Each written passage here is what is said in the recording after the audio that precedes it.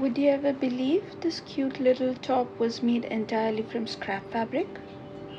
Hi, I'm Madhumita from Aksma Designs, and in today's video I'm going to show you how I upcycled leftover pieces into a stylish handmade top for my daughter. So let's dive into the video now. The length of the top is going to be 20 inches as the bottom is cut, and I'm giving it a rounded shape.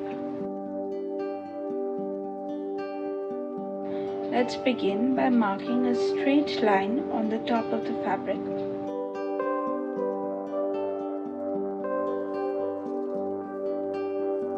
Marking the shoulders at 6 inches and a neckline of 2 inches. Next we are marking a shoulder slant of 3/4 inch. Though these markings are irrelevant for the top, I'm still marking them so that it is easier for you to understand. And we are marking the armhole depth at 6 inches. On this line, I'm marking the round chest measurement divided by 4 plus some ease. And I'm marking at 8 inches in here. Now can you see me drafting the neckline? Yes, I came down by 1 inch on the armhole line and I'm drafting the neckline. We are going for a pillowcase style top. They used to be so popular back in those days, weren't they? Oh, I miss those good old days so much.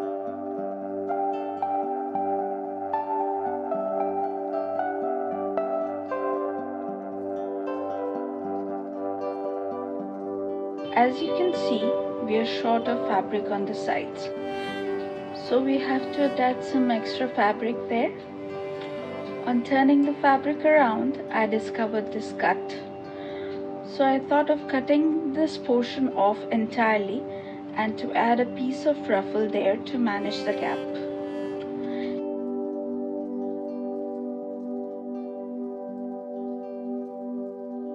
We need to seam rip the side seams to be able to detach the fabric completely. And that's what you can see me doing here. You know, I just love doing these upcycle projects. In fact, I've started a 51-day upcycling series and I've uploaded 2 videos there. If you'd like them, I can link it in the info card above. If you too love transforming waste into something wearable, you are at the right place.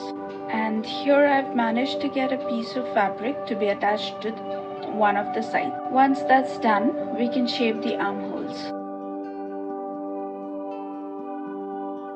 Here you can see me cutting the other 2 side panels with 1 inch seam allowance for the opposite side of the top.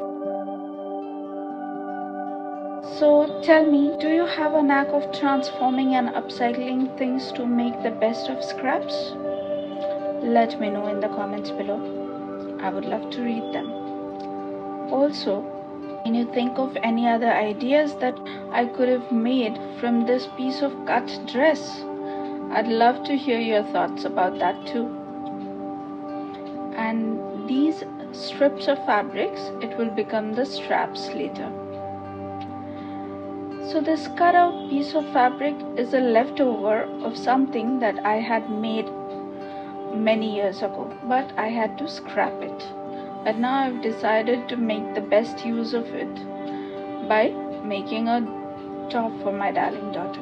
Now here you see me piecing the fabrics together for the ruffles, cutting them 4 inches wide to attach at the front of the top where the fabric was short. And this really feels like a jigsaw puzzle to me now. Let us now cut the facings for the neckline to make the channels through which the straps shall pass.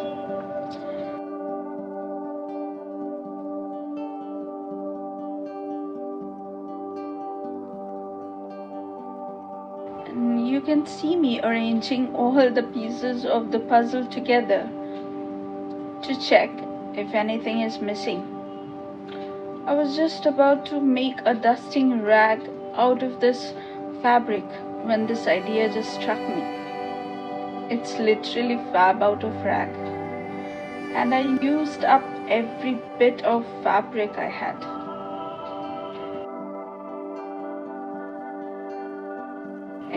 And we are good to go. So let's head to the sewing table now. I'm starting by joining all the pieces that I need. And see how I'm placing one piece slightly away from the edge to avoid the bulk. We have joined the pieces like this and top stitched them so that they stay in place. Though this isn't the ideal way or even the recommended way to finish the seams, but it works for me for this project here. If you have come so far into the video, please consider subscribing. I upload new upcycling and sewing videos every week.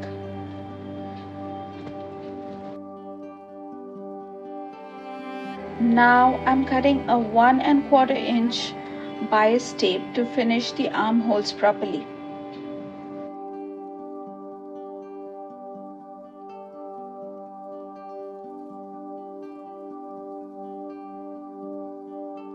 After attaching the bias tape, I shall be snipping off the curves to reduce the bulk and to make the folding easier around the edges.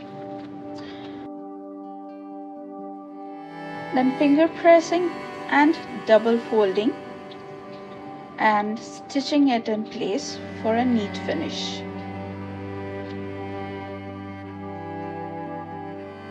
Now it's time for the facings, but unfortunately I lost the clip of attaching the neckline to the facing. But here I am understitching it with the seam allowance pressed towards the facing. I turned and double folded the fabric onto the wrong side to make a 3/4 inch wide channel. But I realized that I do not need it that wide. So I did another row of stitching a 1/4 inch from the top. Now repeat the process for the other side. It's time to add the ruffles now. I folded the fabric in half, notched it, and then folded it again, notched it once more. I'm doing the same thing on the ruffle pieces as well. Now I shall match notch to notch and pin them. This is a trick to get evenly spaced gathers or pleats. I've chosen to pleat it slightly today.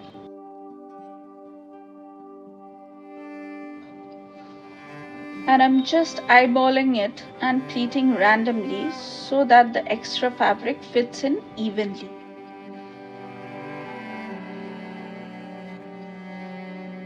And this is how I finished the ruffles, and now I'm top stitching them to keep the seam allowance pressed towards the bodice. Time to finish the side seams. I chose to do a front seams to neatly enclose the raw edges. I also left slits at the sides since the front and the back are not symmetrical. The front is slightly shorter.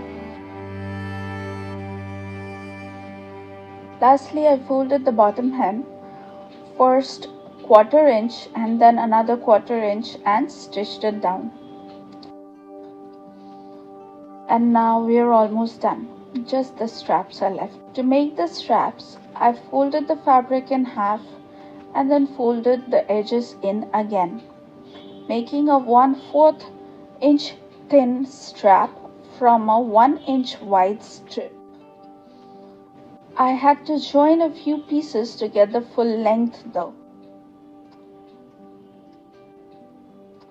And now you see me feeding it through the channel with the help of this safety pin.